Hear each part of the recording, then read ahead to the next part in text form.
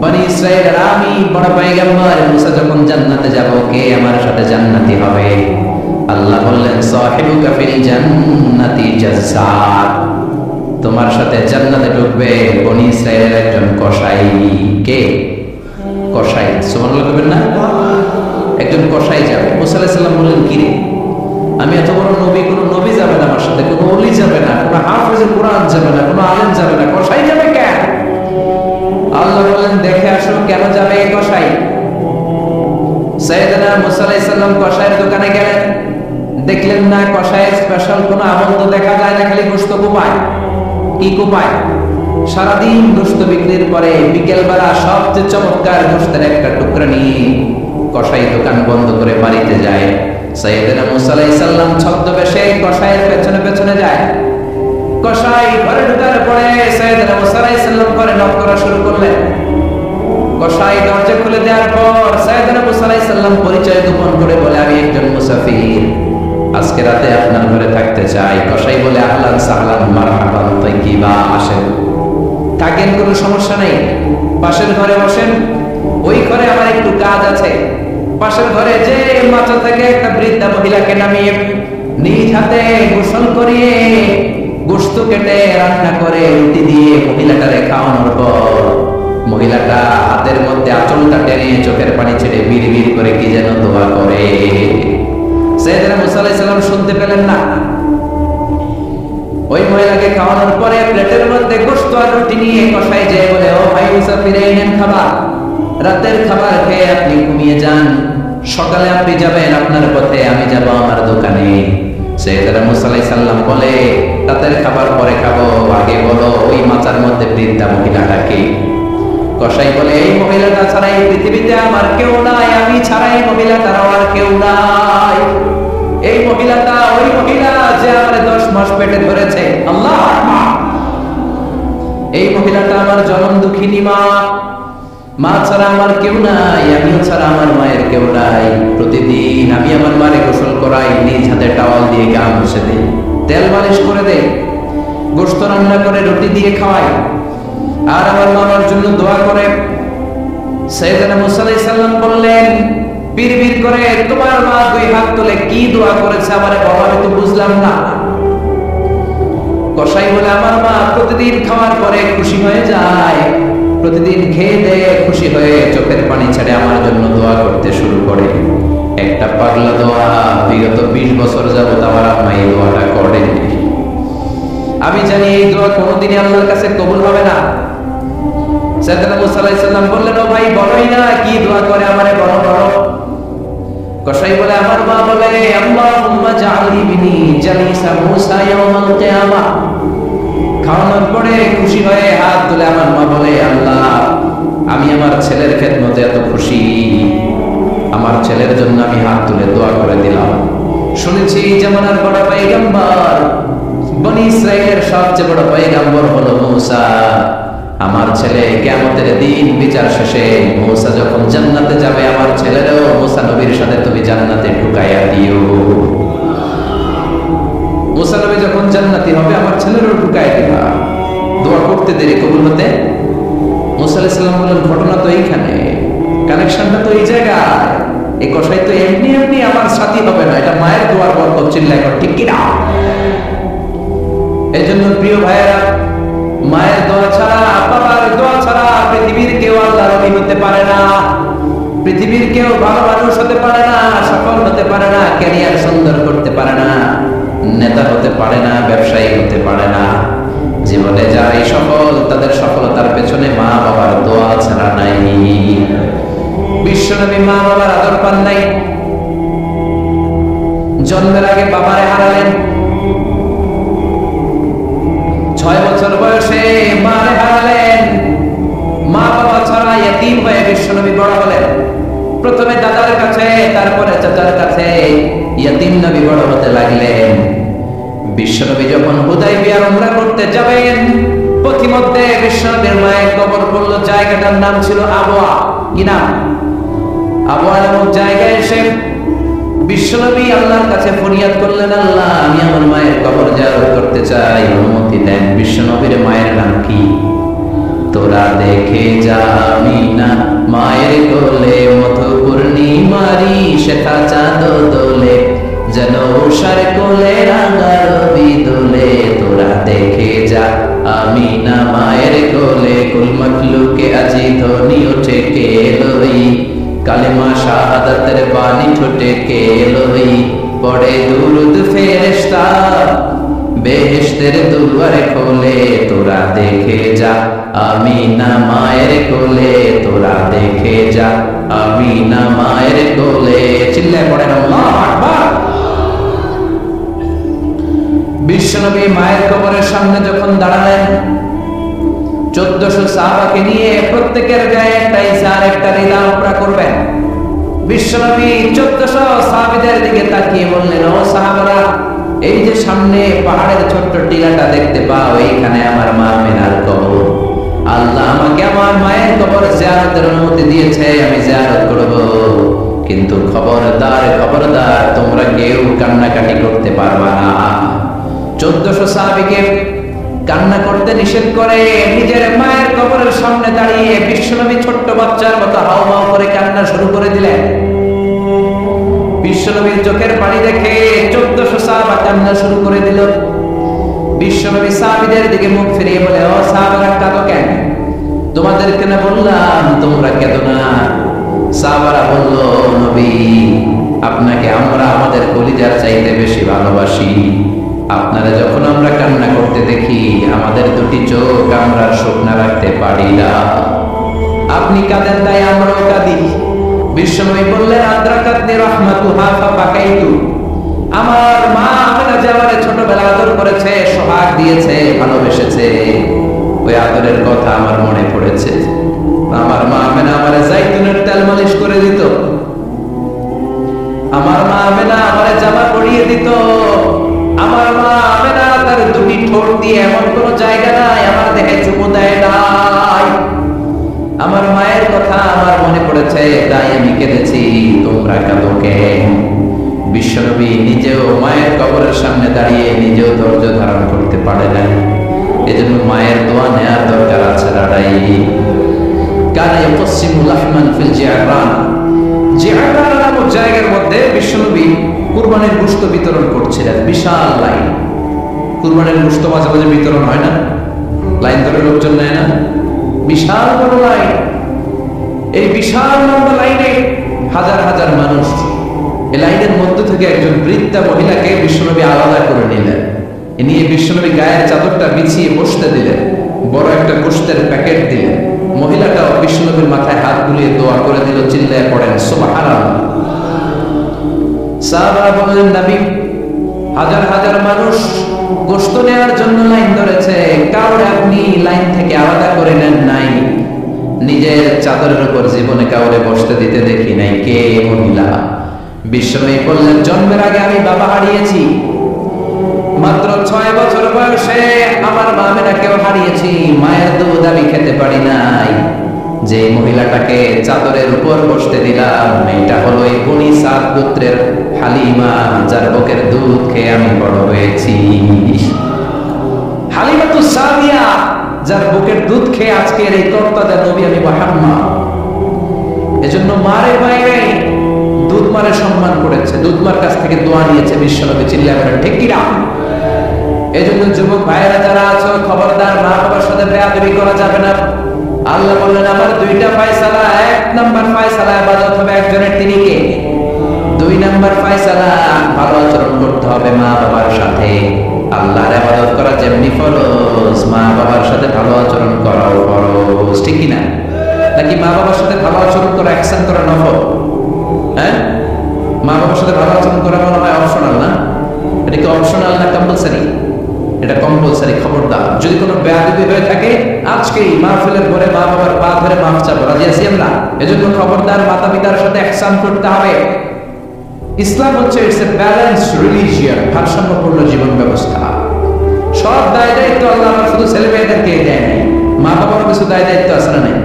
জোরে বলে, রব্বুল আলামিন মা বাবাকেও দায় দায়িত্ব দিয়েছে। ইসলাম বলে যারা মা বাবা হয়েছো, দাম্পত্য জীবন করেছো, ছেলে আল্লাহ দেয়, মেয়ে দেয়, যেটাই দেয় আল্লাহর শুকরিয়া আদায় করার দরকার আছে না নাই? মা বাবার প্রথম দায়িত্ব ছেলে হোক মেয়ে হোক শুকরিয়া করবে কার? কারণ ছেলে দেয় কে, মেয়ে দেয় কে? ছেলে মেয়ে দুইটাই দেয় কে? আবার কাউকে আল্লাহ নিঃসন্তান বানিয়ে রাখে, মানে ছেলেও দেয় না মেয়েও দেয় না, তিনি কে? জোরে বলেন। রব্বুল আলামিন বলেন ইয়াহাবু লিমান ইয়াশাউ ইনাসান ওয়া ইয়াহাবু লিমান ইয়াশাউ যুকুর। আমি যারে চাই ছেলে দেই, আমি যারে চাই তারে মেয়ে দেই, যারে চাই ছেলে মেয়ে দুইটাই দেই, আবার যারে চাই ছেলেও দেই না মেয়েও দেই না। এমন লোক সমাজে আছে না নাই? তাহলে বাবা মার প্রথম দায়িত্ব ছেলে হোক মেয়ে হোক আপনারা খুশি হইতে হবে। কিছু লোক আছে ছেলে হইলে গ্রামের সবাই মিষ্টি খাওয়ায়, মেয়ে হইলে মেয়ে যে হয়েছে এটা শোনায় না, আছে না নাই? বিশ্বনবী বলেন এগুলো এমন লোক যাদের মধ্যে জাহেলিয়াত আছে। কারণ খায়রুকুম মান বুকিরা বিল উনসা, যে ঘরের প্রথম সন্তানটা মেয়ে ওই ঘরটারে বরকত দিয়ে ভরে দেয় কে? জোরে বলেন। এক নম্বর দায়িত্ব আপনি খুশি হবেন, শুকরিয়া করবেন। দুই নম্বর দায়িত্ব ছেলে হোক কিংবা মেয়ে হোক, হওয়ার সাথে সাথে কানের সামনে যে আযান দিবেন, কি দিবেন? আল্লাহু আকবার,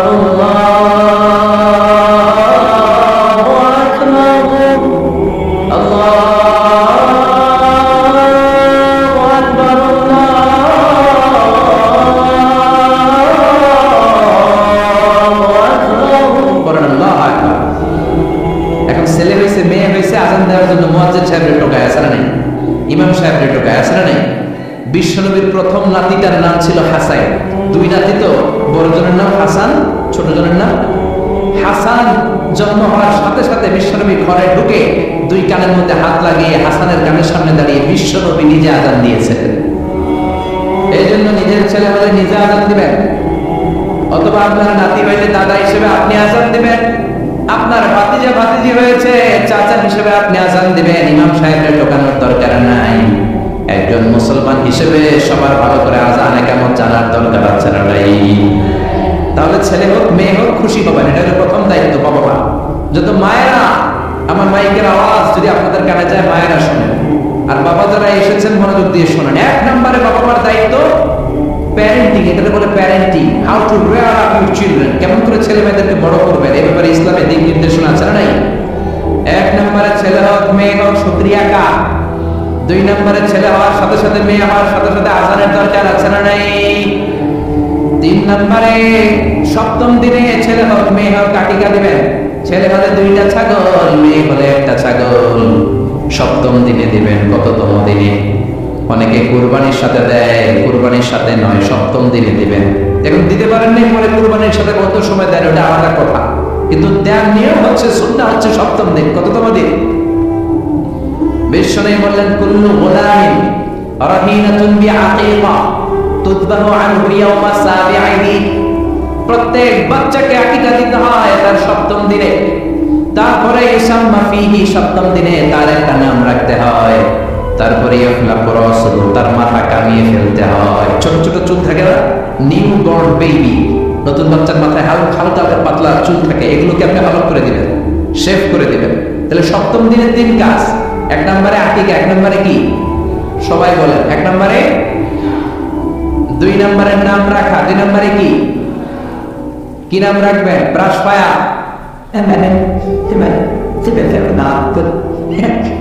এক ভাতিজার বাড়িতে নাকি চাচা আসছে বেড়াইতে, তো ভাতিজা আপ্যায়ন করাইতেছে। চাচাকে কতদিন পরে তোমার সাথে দেখা, তোমার ছেলে হয়েছে একটা মেয়ে হয়েছে একটা, আমি তো চিনি না, ডাক দাও না। আর ডাক দিছে ব্রাশ পায়া। চাচা মনে করছে আসন ব্রাশ পায়া, এটা মনে করে চাচা দিছে দৌড়। ভাতিজাও চাচারে ধরার জন্য দৌড়, চাচাও দৌড়ায় ভাতিজাও দৌড়ায়। চাচা কয় ভাতিজা বয়স আমার 70-80, তুই আমার ব্রাশ ফায়ার করিস না। ভাতিজা বলেন চাচা এটা ওই ব্রাশ ফায়ার না, আমার ছেলের নাম ব্রাশ, মেয়ের নাম ফায়ার। তো এই ব্রাশ ফায়ার এই জাতীয় নাম রাখবেন। আহাব্বুল আসমা ইলাল্লাহ আব্দুল্লাহ, আব্দুর রহমান, আল্লাহর কাছে সবচেয়ে প্রিয় নাম আব্দুল্লাহ, আব্দুর রহমান, এগুলো রাখবেন। নবীদের নামগুলো রাখবেন, কোরআন থেকে চুজ করে নাম রাখবেন, সাহাবাদের নাম রাখবেন। তাহলে ছেলেগুলোর আল্লাহ বানাই দিবে কে? আর ব্রাশ ফায়ার রাখলে ব্রাশ ফায়ারের মধ্যেই পাবে, ঠিক কিনা? বিভিন্ন সমাবেশে এরা বোমা মারবে, ককটেল বোমা মারবে, হত্যা করবে, ডাকাতি করবে, ছিনতাই করবে, মেয়েদের অন্য ধরে টানাটানি করবে, যেরকম ঠিক কিনা? এজন্য সপ্তম দিনে 3 কাজ। 1 নম্বরে আকিকা করা, কি করা? 2 নম্বরে নাম রাখা, কি রাখা? 3 নম্বরে মাথার চুল ফেলে দেয়া, কি করা? তারপরে ইসলাম বলে 2 বছর ছেলে হোক মেয়ে হোক দুধ খাওয়ানোর ব্যবস্থা করবা। কোরআনের মধ্যে আদেশ আছে না নাই? والوالدات يرضعن أولادهن حولين كاملين لمن أراد أن يتم الرضاعة। ছেলে হোক মেয়ে হোক 2 বছর দুধ খাওয়া। অনেক মা আছে দুধ খাওয়ায় না, ফিডার খাওয়ায়, বডি ফিটনেস নষ্ট হয়ে যাবে, এরকম মা আছে না নাই? দুধ খাওয়াতে চায় না, ফিডার খাওয়ায়, ল্যাকটোজেন খাওয়ায়, সিরিয়াল খাওয়ায়, ডান খাওয়ায়, ডান কি খাওয়ায়। তো এই জন্যই তো বলে তোমার বৃদ্ধাশ্রমে দিয়ে আসে। দুধ খাওয়ায় না যে তুমি ছোটবেলায় কষ্ট তো সহ্য করেন না, আপনার বৃদ্ধাশ্রমে দিবে না তো কোথায় দিবে? মায়ের যে শাল দুধটা, বাচ্চা জন্ম নেওয়ার পরে যে শাল দুধটা আসে, এটার মধ্যে যে কত ধরনের পুষ্টিগুণ আছে, ফুল অফ নিউট্রিশন, খুব উন্নত মানের রিচ নিউট্রিশন দিয়ে আল্লাহ এটাকে তৈরি করেছে। আপনার বিভিন্ন ধরনের রোগের প্রতিষেধক ভ্যাকসিন আল্লাহ এটার ভিতরে ঢুকিয়ে দিয়েছে। এটা যে খায় না তার মেধা শক্তি খুব দুর্বল, তার কোনো মেধাই নাই, মনে রাখতে পারে না কিছু, সব ভুলে যায়। আমি আমার মায়ের দুধ খাইছি মাত্র 2.5 মাস, সেজন্য আমি কিচ্ছু মনে রাখতে পারিনি, সব বলে যাচ্ছে। বাস্তব কথা। আপনি মায়ের দুধ যদি কেউ 2 বছর খায়, টানা 2 বছর খেতে পারলে তার মেধা হবে প্রচন্ড মেধা। এই ছেলে ইনফেরিয়রিটি কমপ্লেক্সের ভুগবে না, ইনসেফটিতে ভুগবে না। অনেক মায়েরা অসুস্থ হয়ে যায়, এজন্য খাওয়াতে পারে না, সেটা ভিন্ন ব্যাপার। আমিও খেতে পারিনি অসুস্থ হওয়ার কারণে, কিন্তু ছেলে অসুস্থ, মেয়ে অসুস্থ, মা অসুস্থ, 2 বছর আপনি দুধ খাওয়াবেন, ঠিক কিনা? যদি দুধ না খাওয়ান তাহলে ছেলে মেয়ের হক নষ্ট করলেন। অনেক মা খাওয়াতে চায়, আছে না নাই? যারা বলেন আছে না নাই? কিন্তু অসুস্থতার কারণে যদি কেউ না খাওয়ায় সেটা ভিন্ন ব্যাপার। এই জন্য প্রথম দায়িত্ব হলো শুকরিয়া করবেন আল্লাহ, ছেলে হোক মেয়ে হোক। এরপরে জন্ম নিলে আযান দিবেন, জন্মের 7ম দিনে আকিকা দিবেন, সুন্দর একটা নাম রাখবেন, মাথার চুল ফেলে দিবেন, তারপর 2 বছর দুধ খাওয়াবেন। এরপর ছেলে যখন আব্বু আব্বু বলে, আম্মু আম্মু বলে, হাঁটতে শিখে একটু বড় হয়েছে, সবার আগে ছেলেদের শিখাবেন কোরআন। হিসাবে কি শিখাবেন? সবার আগে কোরআন, পরে অন্য জ্ঞান। Teach your children the Holi Quran. The Holi Quran will teach your children everything. আপনি আপনার ছেলের কোরআন শিখান, কোরআন আপনার ছেলের গোটা বিশ্বটা শিখাই দিবে। সুবহানাল্লাহ বলতে মন চায় না? এজন্য একটু বড় হলে ছেলে মেয়েরা কি শিখাবেন? আপনি ছেলে মেয়েরা সব কিছু শিখাইলেন, কোরআনটাই শিখান নাই, তার মানে আপনি কিছুই শিখান না, ঠিক কি না? এরপরে ছেলে মেয়েদেরকে সময় দিবেন, তাদেরকে নিয়ে ঘুরতে যাবেন, ভালোবাসবেন। বিশ্বনবী হাসান আর হুসাইনকে আদর করতে লাগলেন। হাসানকে কোলে নেয়, হুসাইন উঠে, আবার হুসাইনকে নিয়ে হাসান নামে। বিশ্বনবীর সামনে দাঁড়িয়ে রইল আকরা ইবনে হাবিস আত-তামিমি নামে সাহাবী। বিশ্বনবীর নানা রাতের এই আদর ভালোবাসা দেখে আকরা বলে, ও নবী, আমাকে আল্লাহ 10টা সন্তান দিয়েছে, একটা সন্তানকেও কোনোদিন আমি চুমা দেই না। বিশ্বনবী বললেন, বলো কি? মানলা ইয়ারহাম লা ইউরহাম। যে কারোর উপর দয়া দেখায় না, আল্লাহ তার উপর দয়া দেখায় না। যে কাউকে ভালোবাসে না, আল্লাহ তার ভালোবাসে না। যে ছোটদের আদর করে না, সে আল্লাহর দয়া পায় না, চিন্তা করুন, ঠিক কি না? এজন্য ছেলে মেয়েদেরকে সময় দিবেন। আধুনিক কিছু ফ্যামিলিতে যে সমস্যা, বাবা মা 2জন চাকরি করে, বাবাও সকালে বের হয়ে যায়, মাও বের হয়ে যায়। যখন বের হয় তখন ছেলে মেয়ে ঘুমায়, আবার রাতে যখন ফিরে তখনও ঘুমায়। শুক্রবার সারা ছেলে আর বাবার সাথে দেখাই হয় না। তো ছেলে মেয়ে মানুষ হয় কাজের মেয়ের কাছে। কার কাছে? কাজের মেয়ের কাছে। যদি আপনার ছেলে মেয়ে মানুষ হয়, এই ছেলে মেয়েগুলো কাজের মেয়ের চরিত্র নিয়ে বড় হবে, কাজের মেয়ের আচরণ নিয়ে বড় হবে। আপনার আচরণ, আপনার মধ্যে যে ভাব গাম্ভীর্য, ভদ্রতা, সুন্দর কথা বলার স্টাইল, এগুলো আপনার ছেলে মেয়েরা শিখবে না। চিৎকার করে বলেন, ঠিক কি না? এরপর ইসলাম বলে, ছেলের বয়স যখন 7 হয়, ছেলে মেয়ে যখন 7 বছরে পৌঁছে, নামাজের আদেশ দেওয়ার দরকার আছে না নাই? মুরু সিবিয়ানাকুম বিসসালাতি ওয়া হুম সাব'উ সিনিন। ছেলে মেয়ের বয়স যখন 7, নামাজের আদেশ দাও। যখন 10, ধমকে হলেও, শাসন করে হলেও নামাজে নিবা। অনেকে আদরের ছেলে ফজরের সময় ডাকতে পারে না, হুজুর অনেক আদরের ছেলে তো ফজরের সময় ডাকি না, ঘুমায় আছে, ছেলেটার ঘুম ভাঙবে, আমার ছেলে 10টায় ওঠে 11টায় ওঠে, আদরের ছেলে তো সকালবেলা যদি ঘরে আগুন লাগে তখন কি করবেন? ঘরে যদি ভূমিকম্প হয় কি করবেন? তখন ডাকবেন না? তো দুনিয়ার আগুন থেকে বাঁচানোর জন্য যদি ছেলেরা ডাকেন, জাহান্নামের আগুন থেকে বাঁচানোর জন্য আপনার কলিজার টুকরাটারে নামাজের জন্য টাকা দরকার ছাড়া নাই। এরপরে বিশ্বনবী বললেন, ইদা বালাগাল আওলাদ 10 সিনিন ফাররিকু বাইনাহুম ফিল মাদাজি। জরুরি মাসালা জেনে নিন, কান দুটো খরগোশের মতো খাড়া করেন। বিশ্বনবী বললেন, ছেলে কিংবা মেয়ে বয়স যখন 10 হয় বিছানা আলাদা করে দাও। ছেলে মেয়ের বয়স 10 হয়ে গেলে বাবা মেয়ের সাথে একখানে ঘুমাতে পারবে না। ছেলে মেয়েদের বয়স যখন 10 হয়ে যায়, মেয়ে বাবার সাথে ঘুমাতে পারবে না, ছেলের সাথে মা ঘুমাবে না, ভাই আর বোন এক বিছানায় শোবে না, ঠিক কিনা? দুই ভাই এদের বিছানাও যদি আলাদা করে দেওয়া যায় সেটাও ভালো। এগুলো আমরা অনেক ফ্যামিলিতে মেনটেন করি না, এজন্য ঝামেলা আছে না নাই? আবার বিশ্বনবী বললেন, আল্লিমু আওলাদাকুম আস-সিবাহা ওয়ার রিমায়া ওয়ার রুকুব ওয়াল ফাইল। ছেলে মেয়েদেরকে সাঁতার শিখাও, তীর মারা শিখাও, ঘোড়ায় চড়া শিখাও, সাঁতার শিখাতে বলেছে বিশ্বনবী। সুবহানাল্লাহ। ছেলেরে হাঁটা শিখায় বাবা, আব্বু হাঁটো হাঁটো হাঁটো, তুমি হাঁটো, তুমি আমার আব্বু হাঁটো। তো জমিনে হাঁটা শিখালে পোলা যদি পানিতে পড়ে তখন হাঁটাহাঁটি যাবো করি, পানিতে হাঁটা যায়, পানিতে কি করতে হয়? সাঁতার তো এটা শিখাইতে হবে। বিশ্বনবী বললেন, আল্লিমু আওলাদাকুম আস-সিবাহা, ছেলে মেয়েদেরকে সাঁতার শিখা। 2 নম্বরে বললেন আর রিমায়া। রিমায়া মানে তীরন্দাজ বাহিনী বানাও, তীর মারো। ইমাম মাহদী আসলে জিহাদের ময়দানে শরীক হওয়ার দরকার আছে না নাই? তো এখন তো তীর মারামারি নেই, কি শিখাবেন? আত্মরক্ষার কৌশল শিখাবেন, কেমন করে প্রতিকূল পরিবেশে বেঁচে থাকতে হয়, সমাজের এই সংগ্রামে কেমন করে টিকে থাকতে হয়। ছেলে মেয়ের কখনো ননির পুতুল করে গড়ে তুলবেন না, কষ্ট সহিষ্ণু করে গড়ে তুলবেন। আপনি বেঁচে থাকতে একটু কষ্ট করে করে শিখান, তাহলে তার ক্যারিয়ারটারে ব্রাইট করে দিবে কে? 3 নম্বরে বললেন রুকুব আল ফাইল, কেমন করে ঘোড়ায় চড়তে হয় শেখাও। এখন তো ঘোড়া নাই, কেমন করে গাড়িতে চড়তে হয় শিখাইবেন, ঠিক কিনা? কেমন করে সাইকেল চালাতে হয় শিখাবেন, হুন্ডা চালাতে হয় শিখাবেন। ছেলে মেয়েদের যা শেখানো দরকার শিখাই দিবেন, তাহলে ফ্যামিলিতে বরকত দিবে কে? এরপরে বিশ্বনবী বললেন আর নিকাহ। ছেলে কিংবা মেয়ে প্রাপ্তবয়স্ক হলে বাবা মার দায়িত্ব বিয়ে দেয়া, কি দেয়া। কিন্তু মেয়ের বয়স হয়ে গেছে 25, ছেলের বয়স 30, বিয়ে হয় না, আসলে নাই। ছেলেরা যদি জিজ্ঞেস করে বিয়ে করছ না কেন, যদি নিজের পায়ে দাঁড়াই রই, তাহলে এতদিন কার পায়ে দাঁড়াইছো?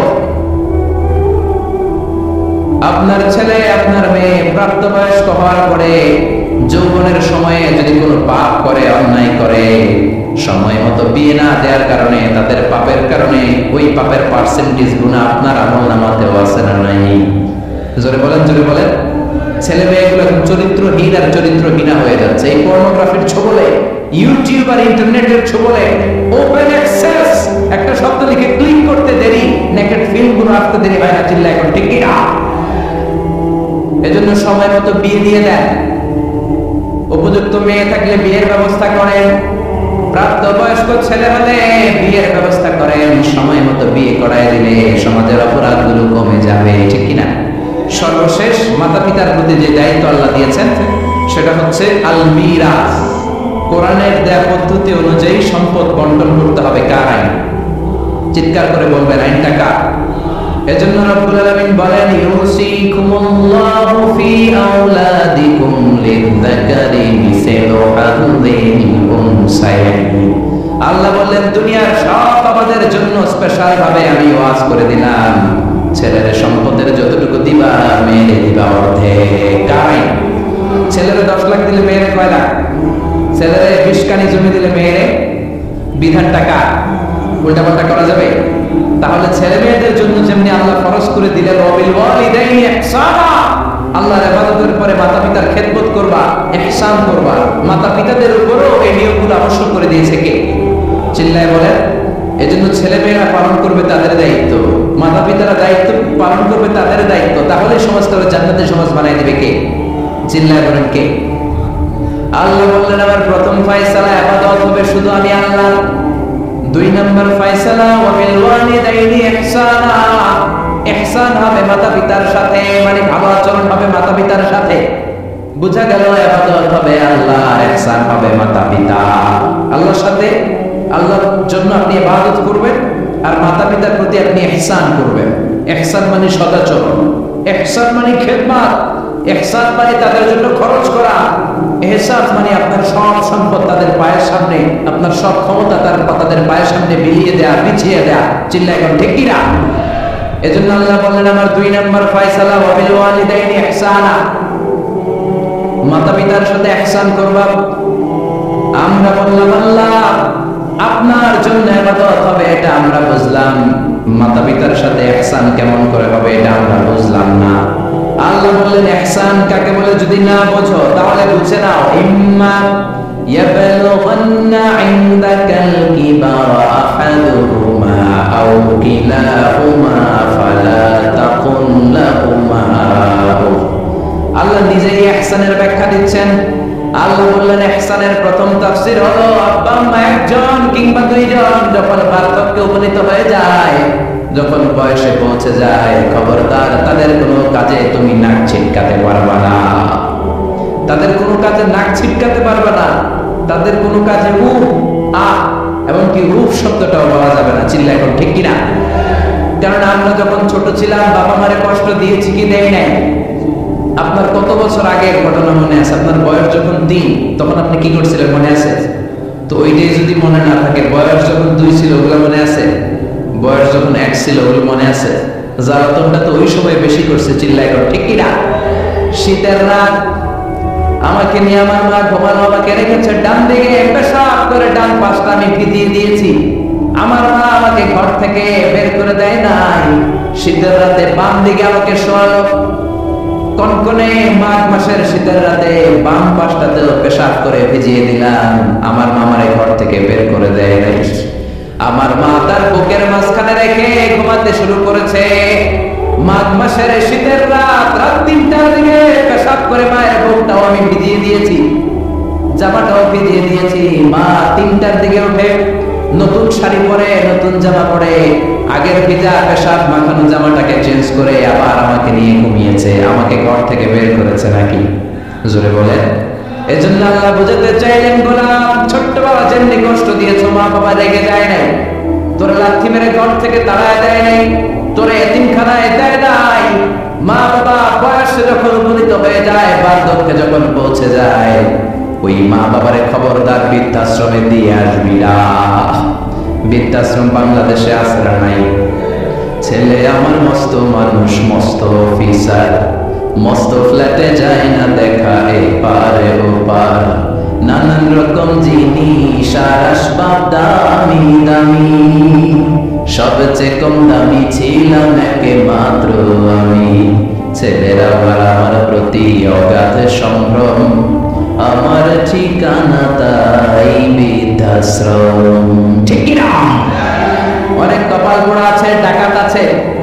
মা বাবা বার্ধক্যে উপনীত হওয়ার পরে তাদের কর্মকাণ্ডে নাক ছিটকায়, ঘরে আর বাবা মানে রাখতে মনে চায় না, বৃদ্ধাশ্রমে রেখে আসে। এরকম ডাকাত আছে রাড়াই। বাবা মানে বৃদ্ধাশ্রমে দেওয়া যাবে? চিল্লা বলেন দেওয়া যাবে? যে বেয়াদবগুলো, যে ডাকাতগুলো মার বাবারে বার্ধক্যে উপনীত হলে, বয়স হয়ে গেলে বৃদ্ধাশ্রমে দিয়ে আসে, ওই বেয়াদবটা বুড়া হলে ওর কপালে বৃদ্ধাশ্রম চলবে না। চিল্লা এখন ঠিক কিনা? ভাঙ্গা থালা হাতে নিয়ে তুই ভিক্ষা করে খাবি। চিল্লা এখন ঠিক কিনা? আল্লাহ বললেন আমার 2 নম্বর ফয়সালা ওয়া বিল ওয়ালিদাইনি ইহসানা, মাতা পিতার সাথে ইহসান করবা। ইহসানের প্রথম ব্যাখ্যা ইম্মা ইয়াবলুগান্না ইনদাকাল কিবারা আহাদুহুমা আও কিলাহুমা ফালা তাকুল লাহুমা উফ। মা বাবার একজন কিংবা দুইজন যদি বার্ধক্যে উপনীত হয়ে যায়, খবরদার মা বাবারে বৃদ্ধাশ্রমে দিও না। মা বাবা পেশাব করে দিতে পারে, পায়খানা করে দিতে পারে, তোমাকে যেমনি পরিষ্কার করে আদর যত্ন করেছে তুমিও পরিষ্কার করবা, মা বাবার খেদমত করবা, তোমার জীবনটারে উজালা করে দিবে কে? আল্লাহ বললেন ইহসানের 2 নম্বর ব্যাখ্যা ওয়ালা তানহারহুমা, মা বাবারে ধমক দিও না। অনেক বেয়াদব ছেলে মেয়ে আছে, মা বাবার সাথে ছিড়কি দিয়ে কথা বলে, ধমক দিয়ে কথা বলে, এলাকার লোকদের সাথে যখন কথা বলে ভদ্র ভাষায় কথা বলে, ঘরে ঢুকলে মায়ের গালি দেয়, আছে না নাই?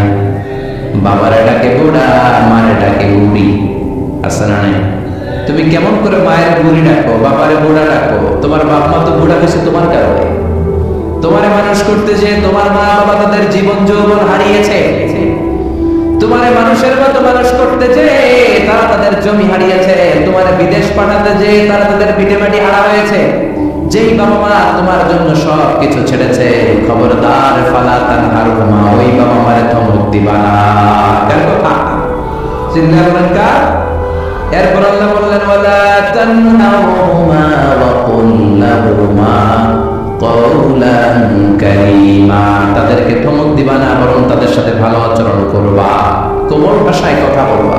যত ভদ্রতা তুমি জানো, যত কার্টিসি তুমি জানো, যত সফটনেস তোমার জানা আছে, যত ভদ্রতা তুমি শিখেছো, সব ভদ্রতা তুমি ইউজ করবা তোমার মা বাবার সাথে।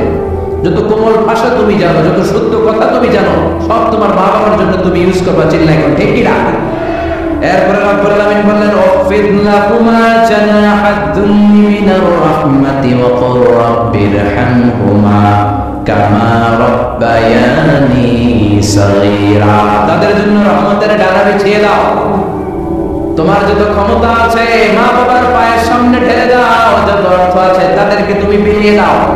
আর বাবা মা একজন কিংবা দুইজন যদি দুনিয়া ছেড়ে বিদায় নেয়, তাদের কবরের সামনে দাঁড়িয়ে চোখের পানি ছেড়ে পড়তে আরম্ভ করে দাও রব্বিরহামহুমা কামা রাব্বায়ানি সগীরা ওয়া কুর রাব্বিরহামহুমা কামা রাব্বায়ানি সগীরা। আল্লাহ, ছোট্টবেলা বাবা মা যেমনি আমার আদর দিয়ে সোহাগ দিয়ে কাছে টেনে নিয়েছে, কিয়ামতের দিন কবরের ভেতরে তুমিও আমার বাবা মারে আদর করে কাছে টেনে নিও। পড়ে না আমিন? চিল্লায় পড়ে না আমিন? এজন্য ইবাদত হবে একজনের, তিনি কে? আর ইহসান হবে কার সাথে? এজন্য মা বাবার দোয়ার দরকার আছে না নাই? পৃথিবীর যত আল্লাহ ওলি আছে, যত পীর সাহেব আছে, সবাই এই পুরো কোরআন খতম করে যদি একটা গ্লাসের পানির মধ্যে ফু দেয়, আর আপনার আম্মা শুধু বিসমিল্লাহ বলে আর একটা গ্লাসের পানির ভেতরে ফু দেয়, আল্লাহর কসম আপনার মায়ের দোয়াটা আগে কবুল হয়ে যাবে। এজন্য মা বাবার খেদমত করেন। আপনার বড় পীর সাহেব হলো আপনার বাবা, আপনার বড় পীর সাহেব হলো আপনার মা। দুনিয়ার সবাই দোয়া করলে ওই দোয়া মিস হয়ে যেতে পারে, মা বাবা দোয়া করলে মিস হবে নাকি? হবে? অনেক ডাকাইতেছে দেখবেন মাজারের উপরে মশারি দেয়, আছে না নাই? খুঁজে দেখবেন ওর বাপের মশাই কামড়ায়, ওর মায়ের মশাই কামড়ায়, আর ওর বাবার দরবারে যায় মাজারের মশারি দিয়ে আসছে, এরকম ডাকাইতে আছে না নাই? এজন্য খবরদার, মা বাবার সাথে ইহসান করো। বিশ্বনবী মসজিদে নববীতে মিম্বারের এক তলার মধ্যে পা রাখলেন, আওয়াজ করে বললেন আমিন। দ্বিতীয় তলার ভেতরে পা রাখলেন, আওয়াজ করে বললেন আমিন। তৃতীয় স্টেপে পা রেখে বিশ্বনবী পড়লেন আমিন। সাহাবারা বললেন নবী তিনবার আমিন বললেন, কেন বললেন বুঝলাম না। বিশ্বনবী বললেন প্রথম স্টেপে যখন পা রাখলাম, জিবরাইল এসে বলল রমজান মাস পাওয়ার পরে রোজা রেখে ইবাদত করে যেই বান্দা গুনাহ মাফ করতে পারে নাই, তার উপরে আল্লাহ লানত। আমি বিশ্বনবী বললাম আমিন। দ্বিতীয় স্টেপে পা রাখলাম, জিবরাইল বলল মাতা পিতা পাওয়ার পরে যারা মাতা পিতার খেদমত করে নিজের জীবনের গুনাহ ঝরাতে পারে নাই, জান্নাত কামাতে পারে নাই, তাদের উপর আল্লাহ লানত। আমি বিশ্বনবী বললাম আমিন। তিন নম্বর স্টেপে বিশ্বনবী বললেন আমার নাম শোনার পরে আমার যে উম্মত আমার উপর দরুদ পড়লো না, তাদের উপর আল্লাহ লানত। আমি বললাম আমিন। পড়েন সাল্লাল্লাহু আলাইহি ওয়াসাল্লাম, চিৎকার করে পড়েন সাল্লাল্লাহু। এজন্য মাতা পিতার খেদমতের দরকার আছে না নাই? গোটা বিশ্বটা একদিকে, মায়ের দোয়া আরেকদিকে। চিল্লায় বলেন ঠিক কিনা? আপনি বুলেট মারলে বুলেট মিস হতে পারে, ড্রোন হামলা করলে মিস হতে পারে, মায়ের দোয়া মিস হবে? জোরে বলেন মিস হবে? এক সাহাবী বলল নবী আইয়ুল আমালি আফদাল, সবচেয়ে সেরা আমল কোনটা? বিশ্বনবী বললেন সবচেয়ে সেরা আমল হলো সালাতু ফি ওয়াক্তিহা, সময় মতো নামাজ পড়া। দুই নম্বরে বললেন বিররুল ওয়ালিদাইন, মাতা পিতার খেদমত করা। তিন নম্বরে বললেন আল জিহাদু ফি সাবিলিল্লাহ, আল্লাহর রাস্তায় জিহাদ করা। তার মানে পৃথিবীর শ্রেষ্ঠতম তিনটা আমলের মধ্যে মাতা পিতার খেদমতের আমলটাও আছে না নাই? মাতা পিতার খেদমত এটা সবচেয়ে ভালো আমল। আরেক হাদিসে বিশ্বনবী বললেন এটা জিহাদের চেয়ে বেশি সওয়াবওয়ালা। এক সাহাবী বললেন নবী আস্তাযিনুকাল জিহাদ, আমি জিহাদে যেতে চাই, অনুমতি দেন। বিশ্বনবী বললেন তোমার বাবা মা কেউ বেঁচে আছে নাকি? সাহাবী বললেন বেঁচে আছে।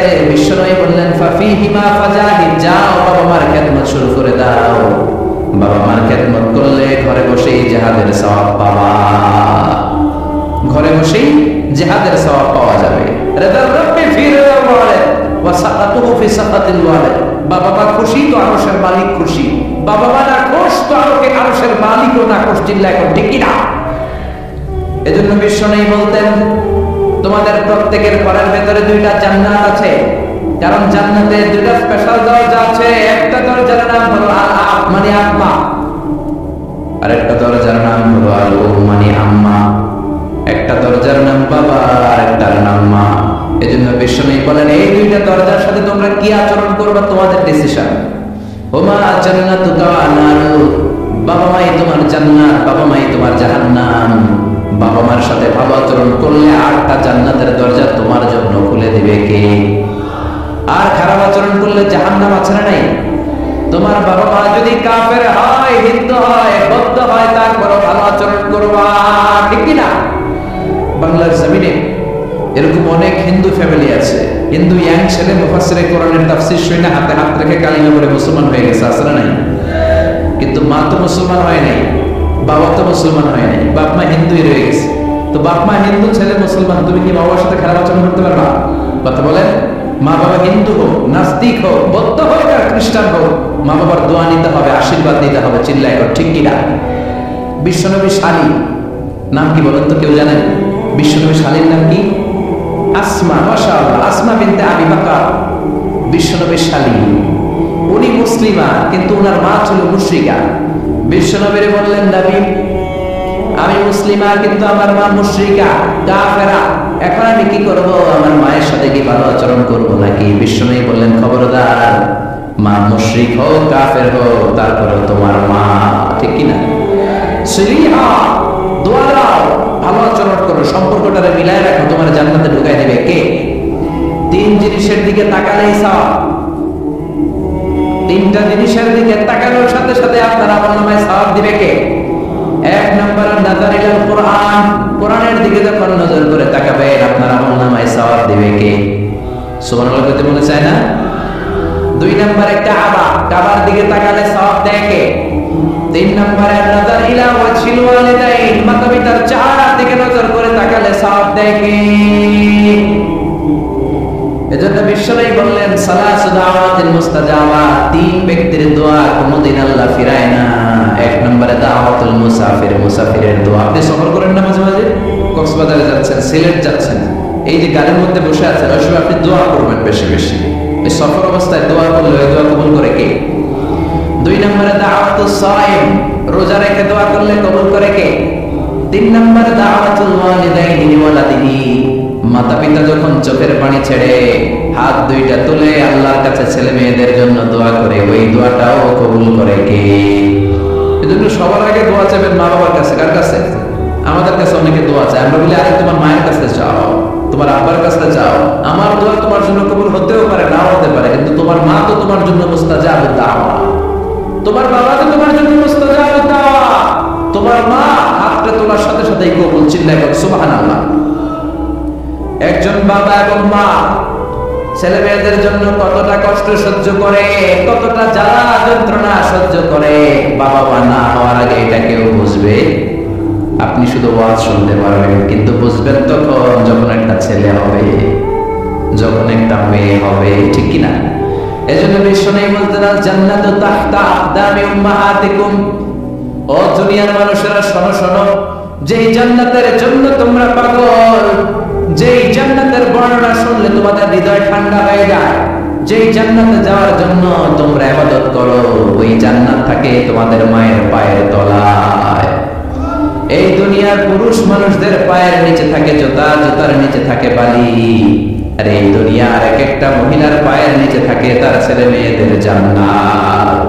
ওগো মা তুমি এই ধরনের শ্রেষ্ঠ নেয়ামত, তোমারই পদতলে রয়েছে জান্নাত। ওগো মা তুমি এই ধরনের শ্রেষ্ঠ নেয়ামত, তোমারই পদতলে রয়েছে জান্নাত। সুবহানাল্লাহ পড়েন। এই পৃথিবীটার 100 বার বিক্রি করলে যে টাকা হবে, ওই টাকা দিয়ে জান্নাতের একটা চেয়ারের দাম হবে? সবাই বলেন হবে না। আচ্ছা, এই পৃথিবীটারে 5000 বার বিক্রি করলে যে মূল্য বা টাকা পাওয়া টেবিল কিনা যাবে? আর যে 8টা জান্নাত মায়ের পায়ের নিচে পড়ে আছে, পা দুইটার দাম আল্লাহর কাছে বেশি না কম? জোরে বলেন বেশি না কম? এই জন্য এক সাহাবী বললেন, নবী মান আহাক্কু বিহুসনি সাহাবাতি ইয়া রাসূলুল্লাহ, এই দুনিয়ায় এত মানুষ, এত বন্ধু, এত সাহাবী, এত লোক, কার সাথে ভালো আচরণ করব? বিশ্বনবী বললেন, উম্মুকা, তোমার মায়ের সাথে, সুম্মা মান, তারপরে কার সাথে? তোমার মায়ের সাথে, তারপরে কার সাথে? তোমার মায়ের সাথে। 3 বার। আর এক হাদিসে আছে 4 বার বললেন তোমার মায়ের সাথে, 5বার বললেন তোমার পিতার সাথে। সুবহানাল্লাহ। মায়ের মর্যাদা 4 গুণ বেশি। কয় গুণ? এর কারণ আল্লাহ কোরআনে বলে দিলেন সূরা লুকমানে, হামালাতু উম্মুহু, মায়ের মর্যাদা এত বেশি হওয়ার কারণ হলো বাবা তোমারে পেটে ধরে নাই, পেটে ধরেছে কে? ওয়াহানানা আলা ওয়াহান, 10 মাস 10 দিন বাবা কষ্ট সহ্য করে নাই, করেছে কে? ওয়াফিসালুহু ফি আমাইন, 2 বছর বাবা তোমারে দুধ খাওয়ায় নাই, দুধ খাওয়ালো কে? কত লিটার দুধ, কত গ্যালন দুধ, কত কেজি দুধ মায়ের বুক থেকে আপনি খেয়ে খেয়ে সাবান করছেন 2 বছরে, কোনো হিসাব আছে? জোরে বলেন। বিশ্বনবী বললেন, লাউ কাতা'তা জিলদাক, তোমার চামড়াটা কেটে কেটে রোদে শুকিয়ে যদি মায়ের 2 পায়ের 2টা জুতা বানিয়ে দাও, ছোট্টবেলায় 1 ঢোক দুধ যে তুমি খেয়েছো, সেই 1 ঢোক দুধের শোধ আদায় হবে নাকি? মায়ের একেবারে দুধের দাম কাটিয়া গায়ের চান, পাপস বানাইলে ঋণের শোধ হবে না, এমন দরদি হবে কেউ হবে না আমার মা, এমন দরদি হবে কেউ হবে না আমার মা। পড়েন না আল্লাহু আকবার। বিশ্বনবীর সাহাবী নাম হলো আলকামা। কি নাম? সবাই বলেন কি নাম? আলকামা বিশ্বনবীর সাহাবী। ইন্তেকালের আগে আলকামার জিহ্বা দিয়ে কালেমা বের হয় না। 3 দিন যাবত বিছানায় পড়ে আছে, মুমূর্ষ, মরে যাবে, কিন্তু জিহ্বা দিয়ে কালেমা বের হয় না। বিশ্বনবী বলেছেন, লাতিনু মাউতাকুম লা ইলাহা ইল্লাল্লাহ, তোমরা মরণের আগে তোমাদের মুমূর্ষ রোগী মৃতদের সামনে লা ইলাহা তালকিন দাও। যখন দেখবেন আপনার চাচার রুহুটা বের হয়ে যাচ্ছে, দাদার রুহুটা বের হয়ে যাচ্ছে, বাবার রুহু বের হয়ে যাচ্ছে, তার শিয়রের সামনে, কানের সামনে বসে পড়তে আরম্ভ করবেন, লা ইলাহা ইল্লাল্লাহু মুহাম্মাদুর রাসূলুল্লাহ সাল্লাল্লাহু। কিন্তু বলবেন না এই কালেমা পড়ো, কালেমা পড়ো, কালেমা পড়েন, কালেমা পড়েন, এগুলো বলবেন, শুধু তালকিন দিবেন। ওটা থেকেই উনি বুঝবেন, কারণ মৃত্যুর একটা কষ্ট আছে না নাই? মৃত্যুর যন্ত্রণা এসে অস্থির, আপনি জোরাজুরি করতেছেন কালেমা পড়, সে যদি বলে না পড়বো না, ঝামেলা আছে না নাই? এজন্য কানের সামনে শুধু তালকিন দিবেন। বিশ্বনবী বললেন, লাতিনু মাউতাকুম লা ইলাহা ইল্লাল্লাহ, তোমাদের মৃতদের সামনে, মুমূর্ষদের কানের সামনে শুধু লা ইলাহা পড়বা। ওনার বিবি, ওনার আত্মীয়রা আলকামা নামক সাহাবীর কানের সামনে লা ইলাহা পড়ে 3 দিন ধরে কালেমা বের হয় না। কখন যেন পড়ে যায়, বিশ্বনবীর কাছে পাঠানো হলো। বিশ্বনবী সুহাইব আর বেলাল 2 জন সাহাবীকে পাঠালেন, তারা যেও কালেমার তালকিন দিল, কিন্তু মুখ দিয়ে কালেমা বের হয় না। বিশ্বনবী আলকামার বিবিরে ডেকে পাঠালো, বিবি, আলকামার বিবি, তোমার স্বামী কেমন ছিল? বলে, আমার স্বামী অনেক বড় আল্লাহর ওলি ছিল, নামাজ ছাড়তো না, তেলাওয়াত ছাড়তো না, জিকির ছাড়তো না। বিশ্বনবী বললেন, আলকামার বাবা মা কেউ বেঁচে আছে নাকি? বিবি বলে, আলকামার মা বেঁচে আছে, ডাকো। আলকামার মা আসার পরে বিশ্বনবী বললেন, আপনার ছেলে কেমন ছিল? নামাজ পড়তো নাকি, রোজা করতো নাকি, জিকির করতো নাকি? আলকামার মা বলে, সবই করতো। আপনার সাথে কেমন আচরণ করতো? এটা বলার পরে মা আর কথা বলে না, শুধু চোখের পানি ছাড়ে। আলকামার মা বলে, নবী, আলকামার ব্যাপারে আমার মনে অনেক দুঃখ, কোনদিন আমার কথা শুনে নাই, শুধু বিবির কথা শুনতো, বউয়ের প্রাধান্য দিত, আমার যত্ন নিত না, আমার কথা বেশি শুনতো না, এজন্য আমার মনে আলকামার ব্যাপারে অনেক জ্বালা। বিশ্বনবী বললেন, আপনার ছেলেরা মাফ করে দেন। রাগের চোটে আলকামার মা বলে, না, আমি মাফ করবো না। বিশ্বনবী বললেন, ও সাহাবারা, লাখ দিয়ে আগুন জ্বালাও, আলকামারে আমরা আগুনের উপর নিক্ষেপ করব। আগুন জ্বালানো হলো, সব সাহাবারা আলকামাকে ধরে আগুনের মধ্যে ফেলবে। ইন দ্য মিন টাইম দুঃখেরই মা বিশ্বনবীর পায়ের সামনে এসে বলে, ও নবী, আমার কলিজার টুকরাটারে আগুনে ফেলবেন না। ও নবী, আমার মনে আর কোনো জ্বালা নাই, আমার মনে আর কোনো দুঃখ নাই, আর মাসের ধন, 10 মাস 10 দিন আমার পেটে ছিল, আমার দেহ থেকে নিউট্রিশন নিয়ে, খাদ্য পুষ্টি নিয়ে আলকামা বড় হয়েছে। বেয়াদবি করেছে, কি হয়েছে? আমি আলকামারে মাফ করে দিলাম গো নবী। আলকামার মা, আলকামা শিওরের সামনে দাঁড়িয়ে যখন মাফ করার ঘোষণা দিয়েছে, বিশ্বনবী সাক্ষী, সাহাবারা দাঁড়িয়ে আছে।